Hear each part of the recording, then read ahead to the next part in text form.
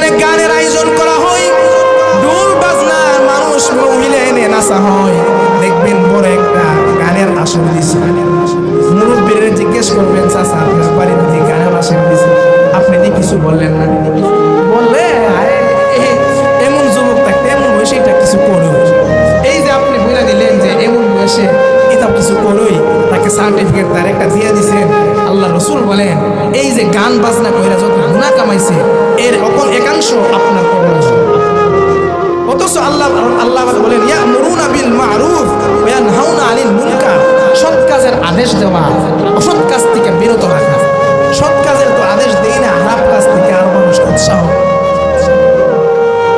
সেদিন হাদিস শরীফে পড়াইলাম, যে ব্যক্তি কোনো ভালো কাজ করছে, ভালো কাজ করার পরে অন্যান্য সমাজের লোকেরা আরো মানুষ দেখে দেখে এই ভালো কাজটা করছে, যে ব্যক্তি করছে তাকে দেখে দেখে যে কাজটা করছে, সে ব্যক্তি যতটুকু সওয়াব পাইল, সর্বপ্রথম যে ভালো কাজটা চালু করে দিছিল সে ঠিক তেমন সওয়াব পাইল।